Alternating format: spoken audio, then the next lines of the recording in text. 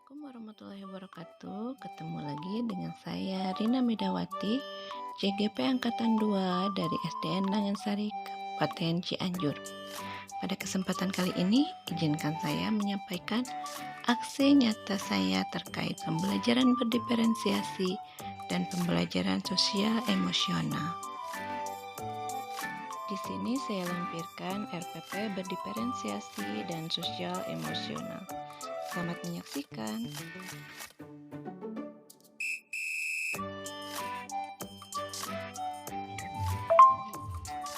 Assalamualaikum warahmatullahi wabarakatuh. Selamat pagi anak-anak. Apa kabarnya hari ini? Alhamdulillah ya. Semoga kita semua selalu berada dalam lindungan Allah Subhanahu wa taala. Hari ini, hari Senin, kita akan mulai lagi pembelajaran ya. Dan seperti biasa, sebelum memulai pelajaran, kita akan baca doa dulu. Yuk, berdoa dimulai. Yang belum absen, ayo absen dulu di sini ya. Ibu tadi cek baru ada beberapa orang yang sudah absen. Yang belum absen, yuk absen dulu ya, biar ibu tahu siapa aja yang aktif dan ikut belajar hari ini. Ya absen dulu yuk. Assalamualaikum Bu Haji hadir. Assalamualaikum Ibu Etalia hadir. Assalamualaikum Bu Rehan hadir. Assalamualaikum Bu Sakia hadir. Assalamualaikum Bu Isan hadir. Untuk hari ini, pembelajaran hari ini, coba kalian buka buku tema kalian halaman 63. Ya, di sana kalian judul temanya yaitu hewan sahabatku. Nah, di sini kita akan mempelajari tentang hewan-hewan yang ada di wilayah Asia Tenggara. Kemudian kita akan mempelajari tentang cara perkembangbiakan hewan. Kemudian kita akan pelajari tentang potensi ekonomi negara-negara yang anggota ASEAN. Nah, sekarang kalian coba baca bacaan yang ada di halaman 62, yaitu di sana ada gambar gajah, ada gambar ikan ya, kemudian ada gambar burung. Nah, kalian baca dulu bacaan yang ada gambar tersebut.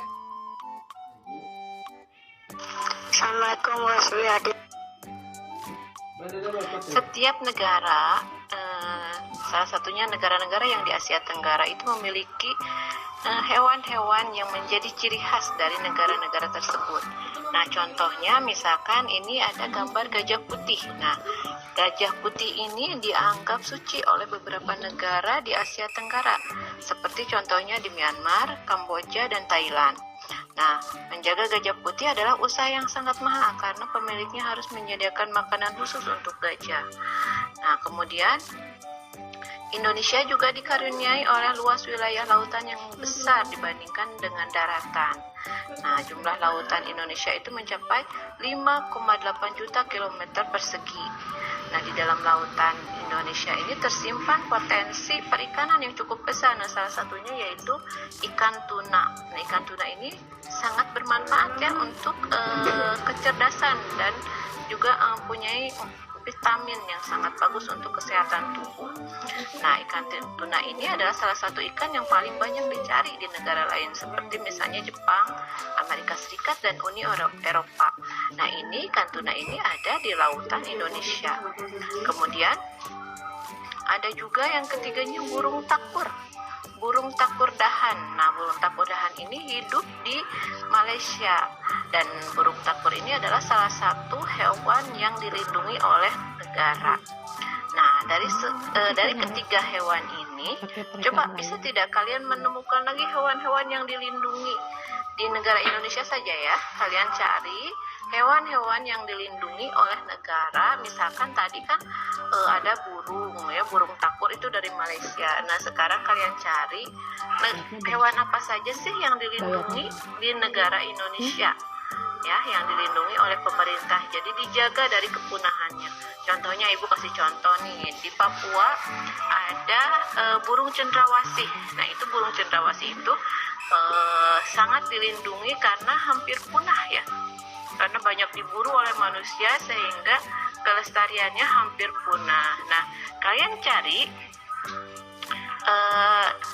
salah satu hewan yang dilindungi oleh negara yang ada di Indonesia saja ya. Kalian cari satu saja. Kemudian kalian catat temuan kalian itu di buku tulis. Tuliskan nama hewannya dan juga gambarkan hewan tersebut. Apa saja kelebihannya, apa saja misalkan hewannya dari mana, dari negara, dari asalnya dari provinsi mana, nama hewannya apa, kalian gambar, kalian warnai. Kalian coba buka halaman 64. Nah, setiap hewan itu kan berbeda-beda cara berkembang biaknya ya. Nah, hewan itu ada yang bertelur, ada yang beranak, kemudian ada juga yang beranak dan bertelur. Nah, kalian amati gambar yang ada di halaman 64. Kira-kira gambar apa, hewan mana saja sih yang melahirkan atau beranak?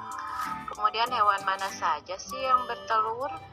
Kemudian hewan mana saja sih yang beranak dan bertelur? Nah, kalian pisahkan ya, tuliskan di gambar yang ada di atasnya. Nah, misalkan nih contohnya yang beranak, misalkan di sini kan ada gambar sapi, ada kura-kura, ada ikan, ada burung, ada buaya, ada kucing, ada ayam, ada ikan paus, kemudian ada ular, ada kucing. Nah, kalian kelompokkan mana saja yang termasuk hewan yang beranak. Misalkan yang beranak itu misalkan sapi. Nah, masuknya ke kelompok yang beranak. Kemudian yang bertelur mana saja?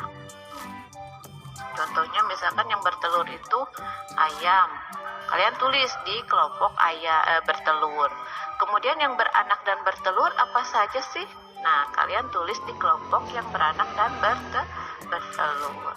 Ya, jadi kalian tulis dalam lingkaran yang ada di halaman 64, tapi ditulis di buku tulis kalian.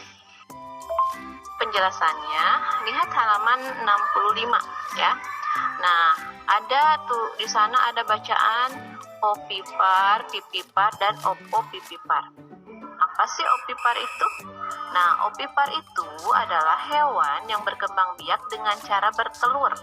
Ya, opipar adalah hewan yang berkembang biak dengan cara bertelur. Nah, disebutnya itu opipar. Contohnya apa aja sih yang bertelur? Misalkan ayam, kemudian apa lagi? Bebek, kemudian itik, burung. Nah, dan masih banyak lagi. Ya. Nah, kemudian yang pipipar adalah hewan yang berkembang biak dengan cara melahirkan. Atau beranak ya.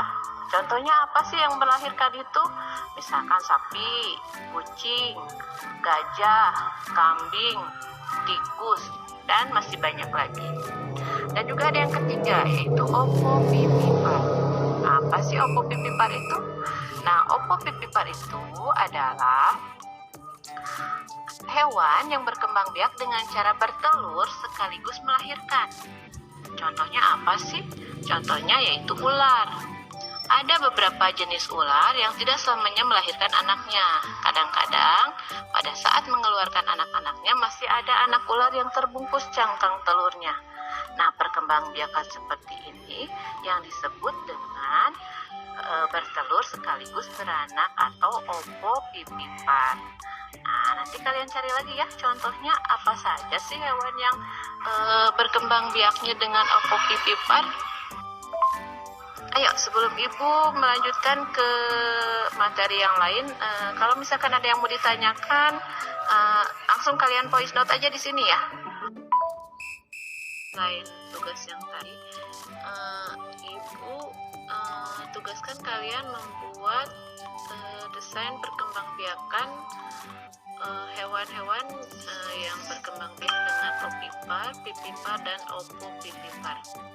Nah, kalian boleh membuat laporan dalam bentuk poster atau boleh bentuknya clipping atau boleh juga berbentuk tulisan atau juga boleh berbentuk lagu ya. Kalau misalkan kalian suka bernyanyi, ibu saya mau menyanyikan perkembangbiakan hewannya dengan cara bernyanyi, boleh ya. Nah, nanti tugasnya kalian kalau yang mau menggambar atau mau buat poster, kalian buat di buku gambar ya. Digambarkan hewan-hewan mana saja yang berkembang biak dengan cara ovipar, vivipar, dan ovovivipar.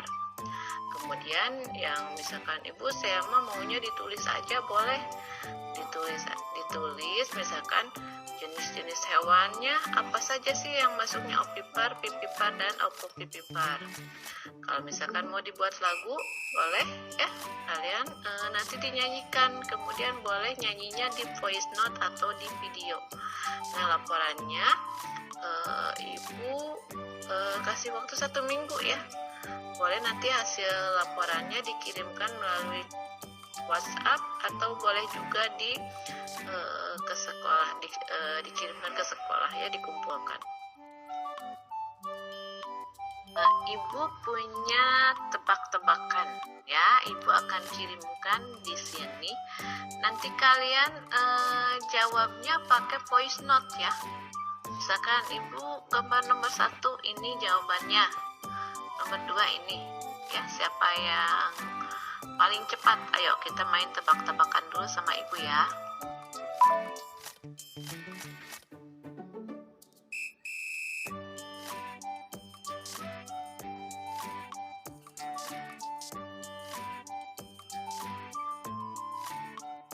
Please note ya, gambar nomor 1 perasaan anaknya sedang bagaimana, nomor 2 bagaimana, nomor 3 bagaimana, nomor 4 sedang apa, nomor 5 dan nomor 6. Ayo, siapa yang paling cepat? Sedang bahagia. Sebutkan nomornya ya. Nomor 1 ini misalkan.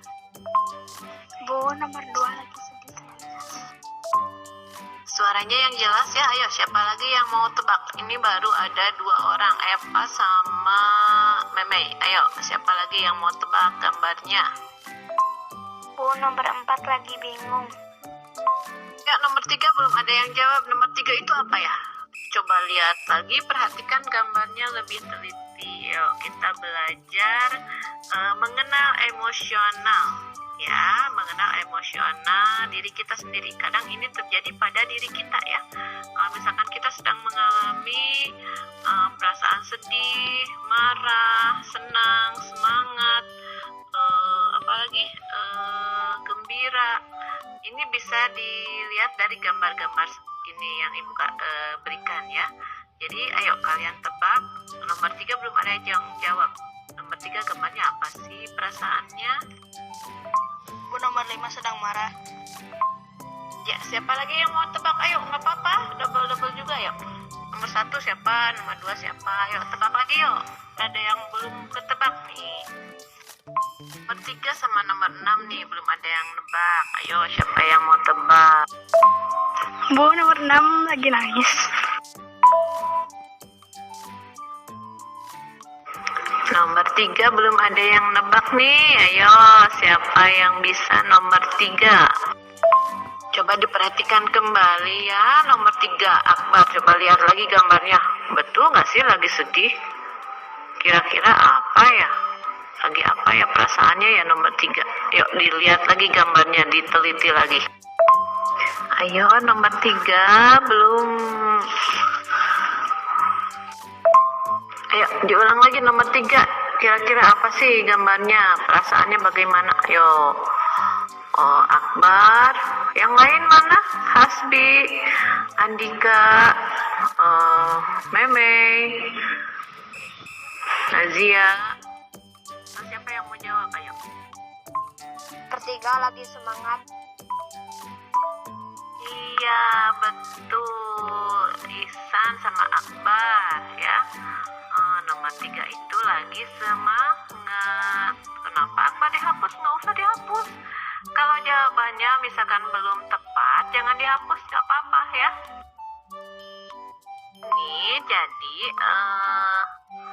Ini adalah pembelajaran tentang kesadaran diri ya. Bagaimana kita mengelola emosi kita.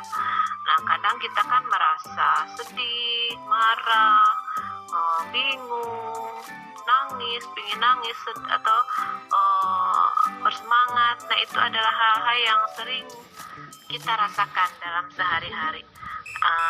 Terutama dalam belajar ya. Kalian misalkan, ini gimana sih, ini susah. Nah, misalkan ini membuat kalian marah, atau misalkan sedih, saya gini, misalkan saya bingung. Nah, itu adalah perasaan-perasaan yang ada pada diri kita. Itu akan terjadi pada setiap manusia. Nah, pada saat kita mengalami hal-hal seperti ini, nah, misalkan kalian sedang jenuh nih dengan belajar, misalkan simpan dulu sejenak pelajarannya, kalian berhenti, kalian tutup mata, pikirkan hal-hal yang baik dulu. Nah, sesudah kalian merasakan rileks atau pikiran tenang, kalian kembali lagi dengan pelajaran kalian ya. Nah, itu adalah disebutnya teknik stop atau berhenti sejenak dari kesibukan kita, dan setelah kita merasakan rileks, baru kita kembali ke rutinitas kita lagi. Ibu nomor 2 bersedih, nomor 3 semangat untuk belajar, nomor 6 menangis.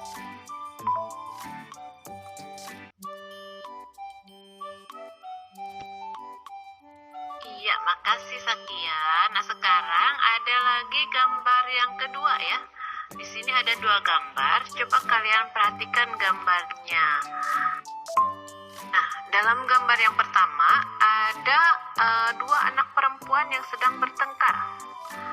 Coba sekarang ibu mau tanya, kalau misalkan kalian melihat ada teman kalian yang sedang bertengkar seperti itu, apa yang harus kalian lakukan? Kemudian gambar yang kedua, ada anak laki-laki yang sedang kelihatannya murung ya, kelihatannya sedang bersedih. Apa yang akan kalian lakukan jika melihat teman kalian seperti itu? Ayo dijawab. Nggak usah. Misalkan ini udah kejawab, ayo nggak apa-apa, semuanya boleh jawab ya. Ayo jangan malu-malu ya, jawab semuanya. Nggak usah, ibu malu, voice note-nya nggak apa-apa. Ayo, semuanya boleh jawab, semuanya boleh tebak. Jangan ragu-ragu. Kalau misalkan ada yang jawab, ibu kasih poin nanti ya. Gambar nomor 1, saya akan menghalanginya supaya tidak bertengkar. Gambar kedua, saya akan menghiburnya. Iya, makasih Satya. Ayo yang lainnya boleh jawab, semuanya boleh jawab. Ibu ingin tahu jawaban kalian seperti apa kalau misalkan melihat teman-teman kalian seperti di gambar di atas. Gambar nomor 1, saya akan memisahkannya kalau teman saya sedang bertengkar. Nomor 2, saya akan menghibur teman saya yang sedang bersedih. Iya, terima kasih Rehan. Ayo, siapa lagi yang mau jawab? Ayo, ibu tunggu ya jawabannya. Ayo ya, semuanya boleh jawab, semuanya boleh voice note. Kalau misalkan ibu jawabannya sama nggak apa-apa. Ayo, semuanya boleh jawab, semuanya boleh tebak. Yuk. Nomor 1 senang, nomor 2 sedih, nomor 3 semangat, nomor 4 bingung, nomor 5 marah, nomor 6 menangis. Ibu, nomor ke-1 saya akan memisahkannya, dan nomor kedua saya akan membuatnya ceria lagi. Iya, makasih Rido. Nah, sekarang yang kedua, ayo ditebak. Bukan ditebak ya, dijawab pertanyaannya. Gambar yang nomor kedua. Nomor 1 melerai, nomor 2 menghibur. Makasih Nazia. Yuk, jawab lagi yuk. Alhamdulillah, berarti jawabannya semua hampir sama ya. Jadi kalau kita melihat teman kita sedang bertengkar atau teman kita sedang bersedih, kita akan kalau yang bertengkar kita akan melerainya ya, dan ya, misalkan kalau sedang bersedih kita akan menghiburnya. Nah, ini disebutnya adalah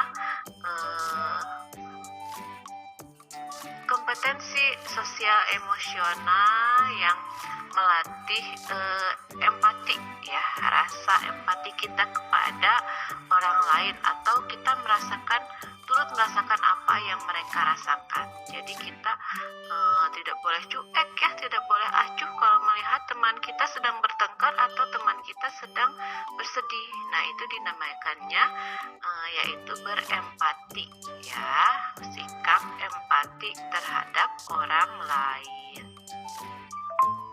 Nomor 1 saya akan memisahkannya. Nomor 2 saya akan menghiburnya. Nomor 1 saya akan menghalanginya supaya tidak bertengkar. Nomor 2 saya akan menghiburnya. Iya, terima kasih Aji atas jawabannya. Alhamdulillah hampir semuanya sama ya jawabannya. Nah, itu adalah rasa empati kita kepada teman-teman. Iya, makasih Akbar. Ada lagi yang mau menjawab? Ayo, boleh. Nomor 1 saya akan menghalanginya supaya tidak bertengkar. Nomor 2 saya akan menghiburnya. Sebelum Ibu tutup pembelajaran hari ini, Ibu mau tanya, bagaimana perasaan kalian setelah mengikuti pembelajaran hari ini? Ada yang mau jawab? Ayo, perasaan kalian bagaimana setelah mengikuti pembelajaran hari ini? Baiklah, kalau begitu Ibu tutup saja ya untuk pembelajaran hari ini. Jangan lupa tugas-tugasnya minggu depan dikumpulkan, dan jangan lupa juga videonya dilihat ya untuk memperdalam materi yang sudah Ibu berikan tadi. Akhirnya Ibu ucapkan terima kasih kepada kalian yang sudah aktif belajar hari ini. Jangan lupa tetap menjaga kesehatan dan selalu semangat belajar. Assalamualaikum warahmatullahi wabarakatuh.